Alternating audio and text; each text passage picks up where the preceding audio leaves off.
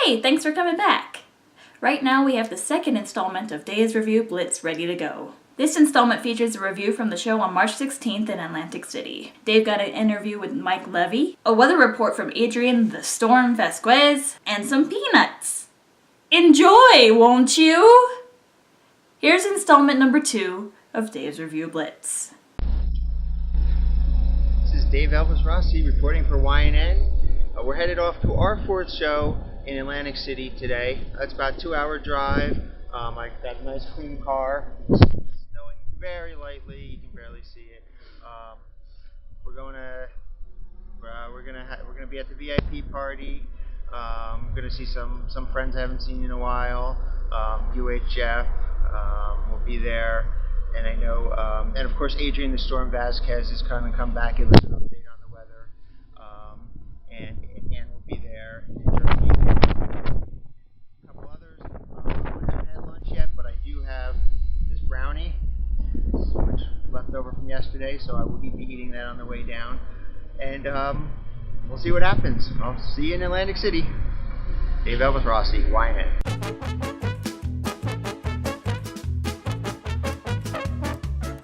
Hi, this is Dave Elvis Rossi for YNN. I'm inside the Caesar's Palace, and I ran into, well, I can describe him as the Dave Rossi of They Might Be Giants. This is Mike Levy. You're going to have to speak up, Mike. How's it going? Okay, good. So, Mike has been to 248 They Might Be Giants shows. So far. And Mike, you're going to be part of a segment I have on YNN called 3-Question Interview. Okay, I'm going to ask you 3 questions.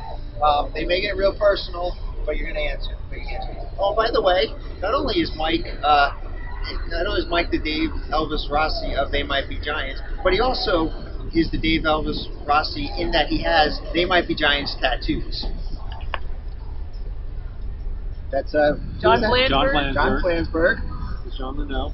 John Linnell. Those are the autographs. These are their likenesses. And then we got some other various things, doodads. Very nice. So, and if you thought I was obsessive, then you didn't meet this guy yet. But that's why we're here. We're gonna ask him a couple questions. So the first question was going to be, what is your favorite Weird Al original? But I think I can guess it's obviously Velvet Elvis. No. Okay. Obviously it's not. No.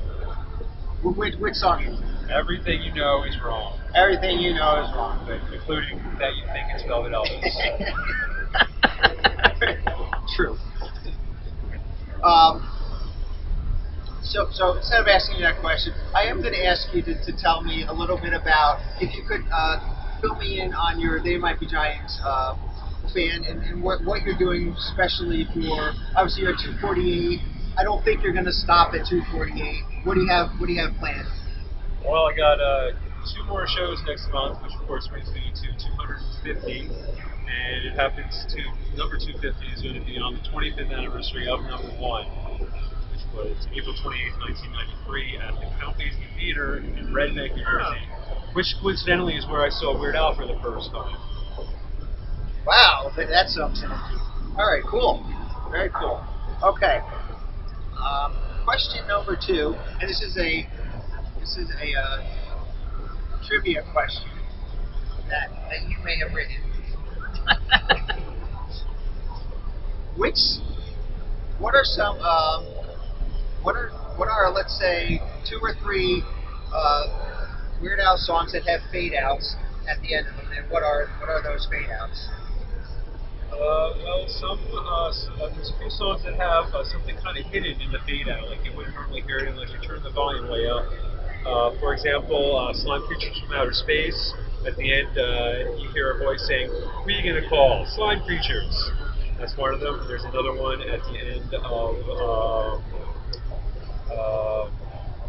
some other ones. What did I say? What did I say they were? There is a musical one. There's a musical one at the end of Velvet Elvis, right? Which kind of sounds like some strings.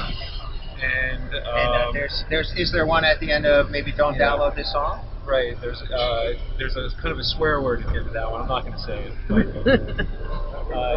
Okay. Anyway, yeah, there's some of those fade outs. Those are fun Alster eggs, like we call them. Very good, very good. This guy not only is it They Might Be Giants fan, but he did write his own Weird Al trivia, his own little booklet. Yeah. Weird Al trivia game. It's the ridiculously exhaustive, ill-advised, Weird Al Yankovic non-Jeopardy trivia game, and I called it the non-Jeopardy game because they've got their own Jeopardy trivia game going on for the show currently. All right, yeah. So, okay, that's question number 2, and question number 3 is really deep and personal. Will you get a chance to meet Weird Al at all on this tour? And if so, what are you planning to say to him? Well, I'm supposed to meet him tomorrow night after the show at the Paramount on Long Island, and it was my plan to introduce myself as the Dave Rossi of They Might Be Giants, because that he would definitely know what I'm talking about. I think if I said that, and I want to tell him about I'm a fan of They Might Be Giants. I've got some stickers for him, and it's going to be great. All right, well, thank you, Mike Levy, for joining. This is my new close personal friend, Mike Levy. Huge They Might Be Giants fan. And thank you for joining us, Mike. And also, we forgot to mention that you're known as Elvis, and I also have a nickname known as TDK because I'm in the Batman. This guy is full of surprises. All right, Mike Levy joining me on YNN. This is Dave Elvis Rossi. We're I don't know what we're doing. We're heading to find Adrian the Storm Vazquez and Ann, and maybe we'll get a weather report, and we'll probably go to hang out the VIP if they'll still let us in, and then we're concert review. Talk to you later. We now go live to Adrian the Storm Vazquez on Atlantic City Beach with the weather report. It's cold! And now it's time for Dave's Food Reviews, the part of the show where Dave goes out and reviews food.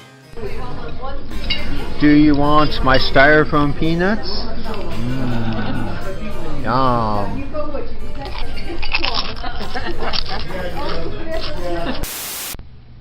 This is Dave Elvis Rossi for YNN with my concert review.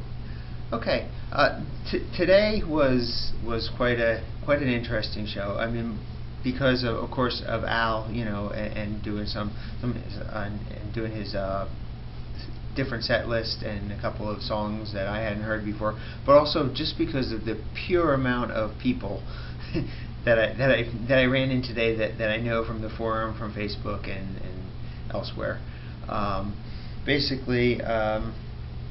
We kind of got here, and I met Mike Levy, who is kind of the probably the biggest They Might Be Giants fan you will ever meet.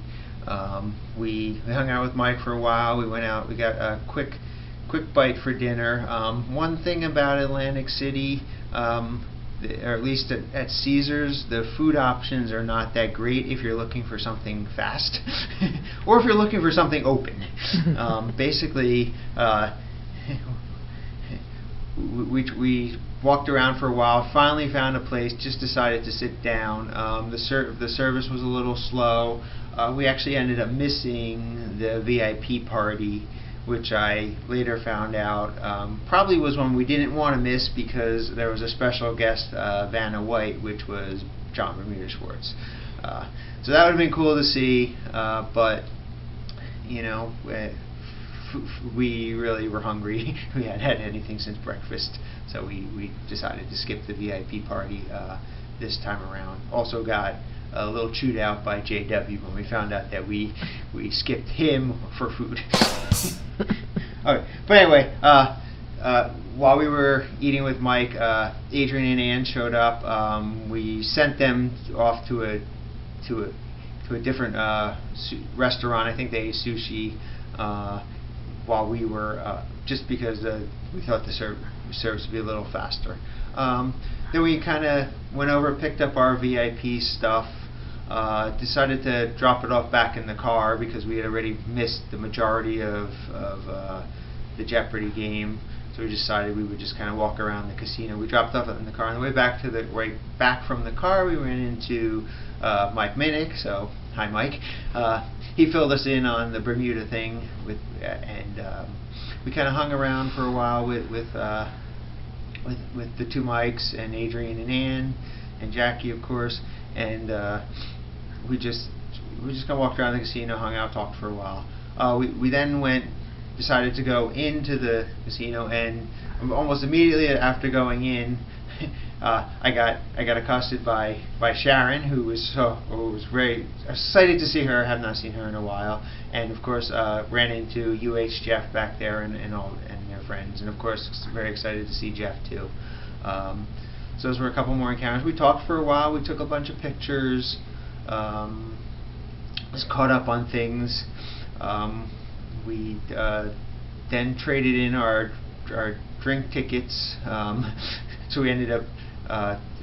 There was, I guess, this one drink which I didn't have, but it was this green thing that was called Amish Paradise, which apparently a lot of people said was full with a lot of alcohol. So there you go, Amish people drinking a lot of alcohol. I don't know how it worked. Irony. Irony. I don't know how it works, but somehow, apparently it was this. They could have called it Yoda, and it probably would have been more appropriate because that's how green it was. But anyway, so we kind of missed the first beginning of Emo's set, but for the most part of what we heard, it was, he again, like I said, it's about 80% repeat material and 20% or so new stuff. So he is mixing things up, trying to keep things fresh, even though he really doesn't have to. I think he had a pretty good crowd today. He was definitely a lot of people seemed to show up late because he was definitely commenting on that. He's kind of like, well, a lot of people coming in. Maybe I should have had an opening act or something like that. But anyway, Emo was good. Our seats were a bit further back than where we usually like to sit. We're kind of in the second section, right like dead center, right behind the soundboard. So it's actually pretty good seats. Really turned out to be pretty well, even though we weren't as close as I usually like to be. But I mean, one thing about this, which I've probably said a couple times before, is that the lighting on this show is incredible. So just sitting back and being able to see the lighting from like mid theater where the soundboard guy sits and is just kind of really was a nice thing. And Al was good. As always, kind of came out to a loud applause. The people around us, even though usually the further back you sit, the less enthusiastic the fans are. The gentleman sitting next to me, he was really enthusiastic, at least, and a couple of the other people around me too. I know at least a couple of songs he was standing up and cheering and singing along, and he was a lot of it's very nice to see fans really enjoying themselves this tour, getting to see songs that the hardcore fans really want to see. Let's see, I don't got here. I guess it was Close But No Cigar, Bob, and CNR, and then Dare to Be Stupid. And what was interesting was that Al didn't actually introduce this as a Grateful Dead version. He just kind of said, well, this is a song we wrote back in 1967. I hope you recognize it.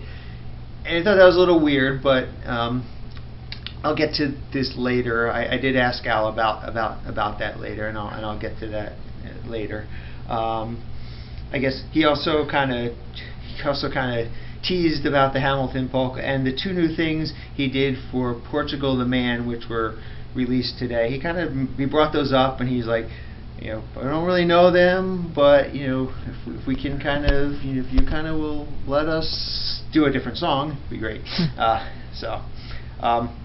He did Why Does This Always Happen to Me?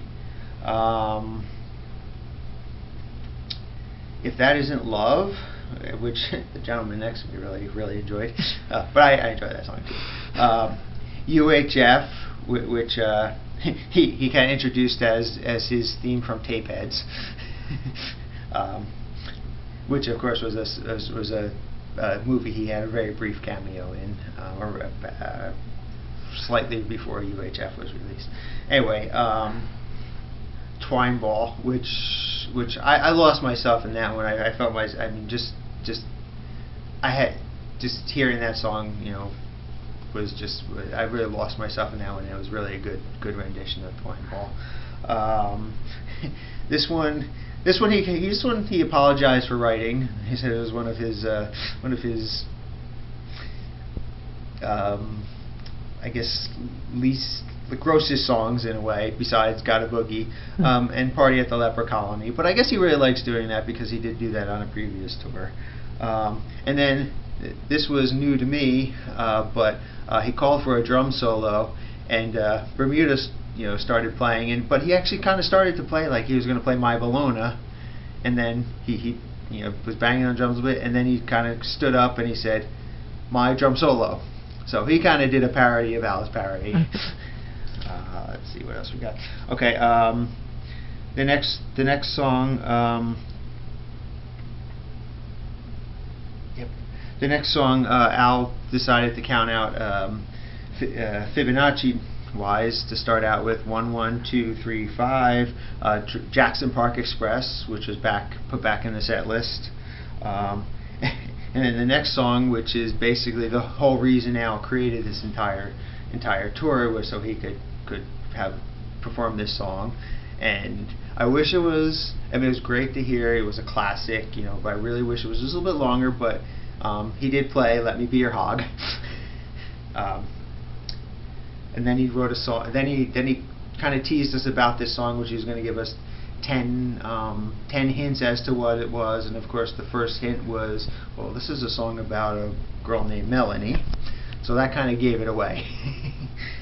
So Melanie, obviously. The next one was actually really surprised, and he kind of said this one was, and I didn't get a chance to talk to the person about it, but he did say this was a request from Jeff, which was pretty cool to hear him actually say it, and it was a pretty obscure song he was going on about it, one of those days out of Self at Polka Party. Let's see, John and Steve, next song, John and Steve had to be dismissed so they didn't get their uvula scraped. And then he did You Don't Love Me Anymore. And then he kind of went back to the Jeff thing and said, well, here's another song off of Polka Party, which is a lot more popular than the one that Jeff requested. And of course, and he did Dog Eat Dog, which was pretty cool. And actually that was pretty cool because where we were sitting, the white light that was shining on Al kind of projected his entire shadow over the whole backdrop of the stage, which actually was pretty cool. Cool looking. Good Old Days. Again, then he did went into the medley. That got a good reaction from the crowd, at least the crowd around us. As each new song was premiered in the medley, and they kind of got the joke as to which parody it was. Okay, the cover song was actually really cool. 867-5309 by Jenny by Tommy Two Tone. That was really cool. It was actually one I'm familiar with. So and Al and the band of course did a great rendition of that. And he finished up again with The Saga Begins. So that there was good set list, very good set list, very entertaining. After the show, again, just the people that seeing people I hadn't seen in a long time. Amy Carter was there. James Brock, I'm going to mess up his last name, Bracciante. James, you know who you are. He was there. I did see Mary out in the lobby, and I briefly ran into Muppet Boy. So hi again, Muppet Boy. Let's see. We kind of hung around in the lobby, caught up with Sharon and Mary and James and of course Adrian and Nan and Jackie and just kind of hung around for a while, talking, and then we decided, well, we really need to go find something to eat. It's now getting late. And again, the issue with Caesars is that they don't have anything open now. So we walked around for a while. We eventually asked somebody working there where we could find something to eat, and they basically they even recommended a restaurant that was closed, so they don't even know what's going on. They don't even know where to get food there. But they did eventually send us to a noodle place. We had noodles. There were a couple other Al fans in there. Gina and her friends and stuff. So we ended up staying at the noodle place for a while. It was Amy, Adrian, and Jackie and myself. I ended up staying there for a while. Adrian and Ann, of course, had to drive home, so they left as soon as they were done eating. We talked for a little while. We actually closed out the restaurant. They came around and were like, "We're closing in 5 minutes. Can you please leave?" So again, it's another really late night, but at least we don't have to travel too far, because we did get a room here. We don't have to work in the morning. We don't have to work in the morning like some other people. Let's see. It actually is after 3 a.m. We do need to kind of. We don't have as much a time limit as we did the last time, but we do need to get home because we do need to get back to Huntington on Long Island for tomorrow's show. So overall, I mean, of course, seeing Al is always a highlight, but again, getting to see everybody that I haven't seen in a long time, it was kind of just like a big party, a big fun time. And I'll be seeing a bunch of these people again later on in the tour. So hello, and goodbye, hello, and that's it for now. And I'll probably continue doing these. I'll probably try to get one in for Huntington, and after that is Lancaster, and then we have a couple days off. I think we're going to Maryland after that, and then back home, do a couple shows in New York, and then back out on the road again. So we got a busy couple weeks coming up, but it's all Al, it's all fun. This is again Dave Elvis Rossi signing off for YNN. Back to you, Alicia. Thanks, Dave. But didn't you say you would tell us your story about Al and Dare to Be Stupid? You're not off the hook yet. Good catch, Alicia. You're right. You did call me out on that. I did say I was going to tell you about my story with Al and Dare to Be Stupid. So here we go. Okay, so basically, I was kind of trying to figure out what I've been calling. Al's been doing a version of Dare to Be Stupid, which is kind of has a Grateful Dead. We kind of used to introduce it as the Grateful Dead, a song, and it kind of has a Grateful Dead feel to it, but I wasn't really sure if that's what he wanted to kind of call the song, so I kind of said, well, when I do see Al, I want to ask him if he kind of has an official name for this song or what. So I did ask, and I did find it curious that today he did not introduce it as a Grateful Dead song, he just kind of introduced it as a song that he had written, and we would recognize it. So I did ask Al about that, and he did say that well, the official name is really what is on the actual set list, and that is just Dare to Be Stupid. Okay. Well, I said, but then he kind of said, well, if you really kind of need a way to differentiate it, in my notes I've been kind of calling it Dare to Be Stupid Unplugged. I said, well, that's good because I kind of want a way to differentiate it. And then he kind of said, but the unplugged part, or the song is actually written in 12-point. The title of the song is 12-point font. And I said, which font? And he said that the font is the font for the unplugged piece, which is in parentheses, is Times New Roman.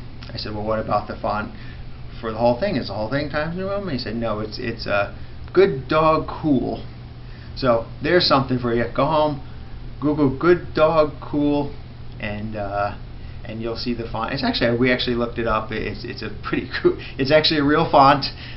So there you go. The official title. And this is probably one of the most complicated song titles since since Money for Nothing / Beverly Hillbillies asterisk, but this would be in Good Dog Cool 12-point font, Dare to Be Stupid, parentheses, Times New Roman font, 12-point unplugged, end parentheses.